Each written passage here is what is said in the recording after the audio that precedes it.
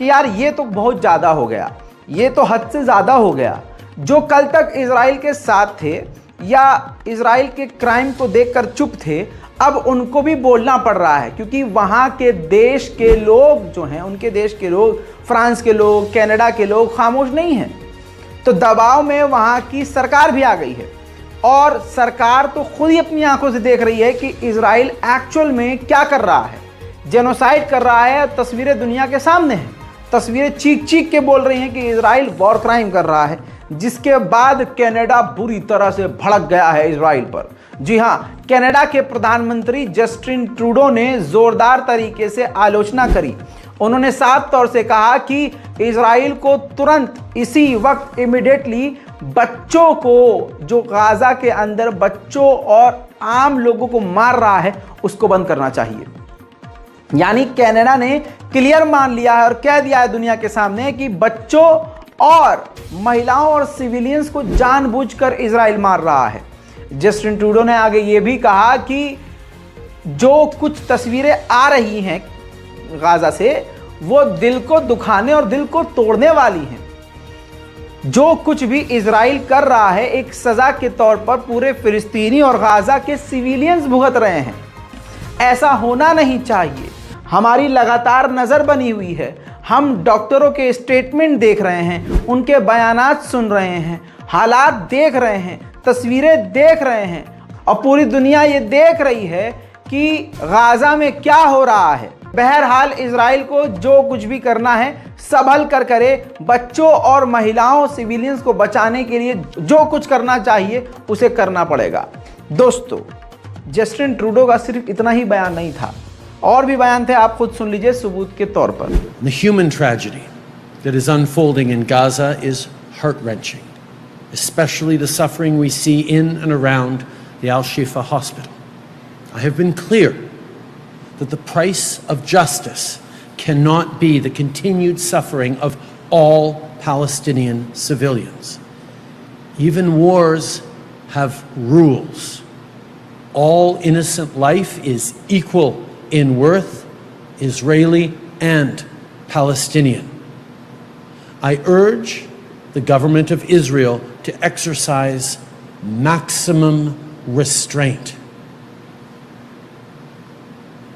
As the world is watching on TV, on social media, we're hearing the test. अब इसके बाद Canada जो पूरी तरह से इजराइल के साथ था, वो जरा सा भी नजर फेर ले तो तकलीफ तो होगी। नेतन्याहू पगला गया, इजराइल का प्रधानमंत्री पूरी तरह से पागल हो गया। कह दिया कि हम सिविलियंस को निशाना नहीं बना रहे हैं, हमास निशाना बना रहा है। हमास ही उनको ह्यूमन शील्ड की तरह इस्तेमाल कर रहा है, जिसकी वजह से ये हो रहा है। हमास इन सब के पीछे है, हमास वजह, Hamas Hamas Hamas Hamas Hamas Hamas Hamas करता रहा नेतन्याहू। लेकिन सच्चाई ये है दोस्तों कि इजराइल की जो बची कुची जो इज्जत थी, उसका हैवानपना सामने आ गया और इज्जत नाली में बह गई।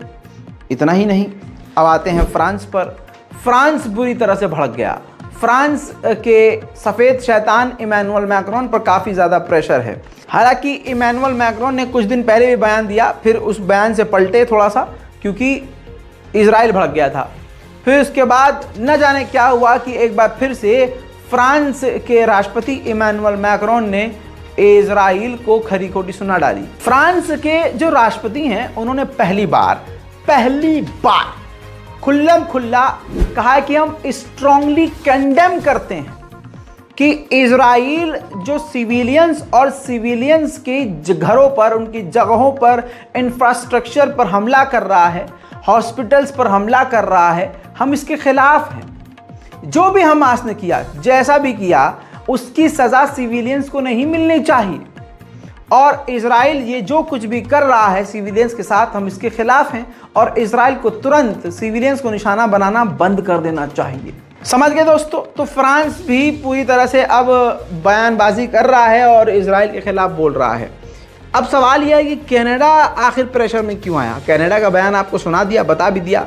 देखिए, कनाडा की जो जनता है, चाहे वो मुसलमान हो, चाहे वो ईसाई हो, सब ये देख रहे हैं, पढ़े लिखे लोग हैं, कि इजराइल ही वॉर क्राइम कर रहा है। अभी 2 दिन पहले जस्टिन ट्रूडो एक रेस्टोरेंट में गए थे, कैफ़े में गए थे। वहाँ जितने लोग बैठे थे ना, सब चीख रहे थे कि इस नरसंहार में, गाज़ा के नरसंहार में तुम्हारा भी हाथ है, तुम्हारे भी हाथ खून से रंगे हुए हैं। वो वीडियो मैं आपको सबूत के तौर पे दिखा देता हूँ।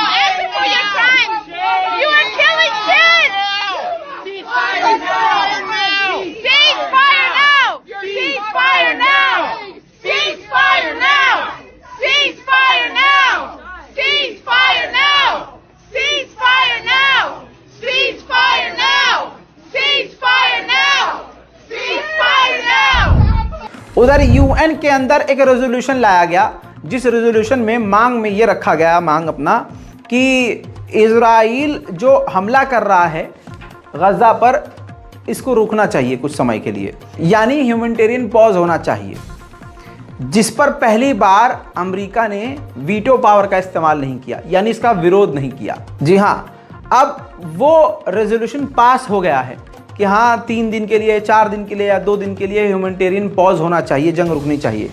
लेकिन बात सारी ये है कि इजराइल किसी की नहीं सुन रहा है। वहीं फिलिस्तीन के राष्ट्रपति महमूद अब्बास ने कहा कि हमास से लड़ाई के इस बहाने से असलियत में इजराइल फिलिस्तीनियों के अस्तित्व को, यानी फिलिस्तीनियों की प्रेजेंस को और उनकी मौजूदगी को मिटाना चाहता है।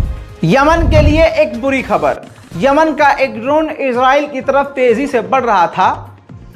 रेड सी के अंदर उस वक्त अमेरिका का युद्धपोत मौजूद था।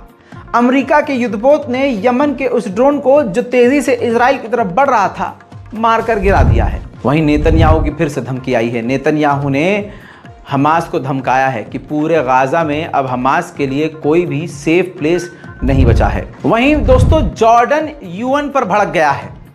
जॉर्डन ने इल्ज़ाम लगाया है यूएन पर कि जिस तरह से इजराइल ने अस्पतालों पर हमला किया और यूएन ने बिल्कुल चुप्पी साध के रखी, साफ तौर से चुप रहकर यूएन ने इजराइल का जेनोसाइड में और अस्पतालों पर हमला करने में सपोर्ट किया है। वहीं दोस्तों, एक और बड़ी खबर, इजराइल के डिफेंस मिनिस्टर ने सामने आकर इस बात का ऐलान किया है कि हमारी मिलिट्री ने, आईडीएफ ने गाजा सिटी पर पूरी तरह से कब्जा कर लिया है, कंट्रोल कर लिया है। सुनिए।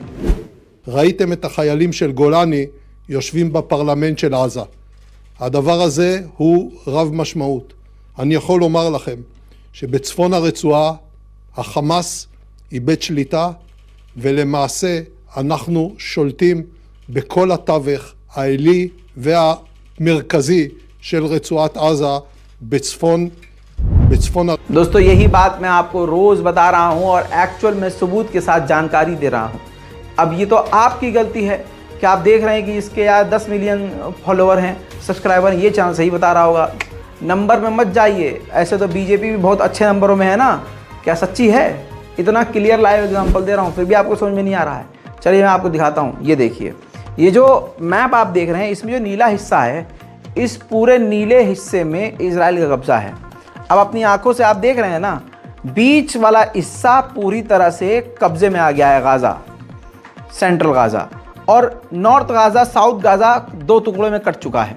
उधर के लोग इधर नहीं आ सकते, इधर के लोग उधर नहीं जा सकते। इसके अलावा आप पिछला जो इलाका देख रहे हैं, वहाँ भी आप देख रहे हैं एक नीला एक टुकड़ा है, वो भी इजराइल के कंट्रोल में है।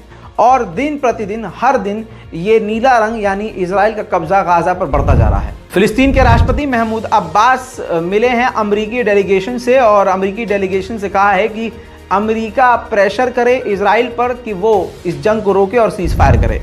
इसके बाद अमेरिका की डेलीगेशन ने इजराइल के डिफेंस मिनिस्टर से मुलाकात करी, तो डिफेंस मिनिस्टर ऑफ इजराइल ने साफ तौर से मना कर दिया कि जब तक हम हमास को ख़त्म नहीं कर देंगे हम रुकेंगे नहीं। जबकि आज सारी दुनिया जानती है हमास बहाना है, निशाना गाज़ा को फंसाना है, पूरी तरह से गाज़ा पर कब्जा करना है। देखिए दोस्तों, इजराइल पर भरोसा करना कितना ख़तरनाक साबित होता है। इजराइल ने नॉर्थ गाज़ा सभी को भेज दिया कि आप इस इलाके में, खान यूनिस इलाके में चले आइए, उधर आपके ऊपर हमला नहीं होगा। अब ये पर्चा गिरा रहा है इजराइल, कहाँ पर? वहीं जहाँ पर उसने सेफ जोन बताया था। खान यूनिस के इलाके में पर्चा गिराकर सेम वही धमकी दे रहा है कि इस इलाके को खाली कर दीजिए, यहाँ हम हमला करेंगे, आपके साथ कुछ ऊंच नीच हुई या आपका कोई मारा गया तो हम जिम्मेदार नहीं हैं। यानी पहले यहाँ हमला करता है, यहाँ पर्चा गिराता है, लोग यहाँ से यहाँ आते हैं, फिर वो यहाँ पर्चा गिराता है, फिर उनसे कहता है कि आप यहाँ से चले जाइए क्योंकि यहाँ पर हम बमबारी करने वाले हैं। तो ये लोग अब यहाँ वापस नहीं आ सकते क्योंकि अब यहाँ पर इजराइल का कब्ज़ा है। अब इन लोगों के पास दो ही ऑप्शन है, या तो ये यहीं मर जाएं, या तो ये इजिप्ट चले जाएं, या दूसरे देश चले जाएं, यानी पूरा गाज़ा खाली कर दें। वहीं देखिए, साफ सुथरी बात तो रशिया ने कह दी है, जैसे मैं आपसे कहता आ रहा हूँ। रूस के विदेश मंत्री सरगेई लावरोव ने कहा है कि गाज़ा के अंदर अमेरिका इजराइल पर कोई पाबंदी, कोई रोक टोक नहीं लगाया, उसने खुली छूट दी हुई है। बहरहाल फिलहाल की इस रिपोर्ट में इतना ही। अपनी राय कमेंट में ज़रूर लिखिएगा। चैनल को जल्दी से सब्सक्राइब कर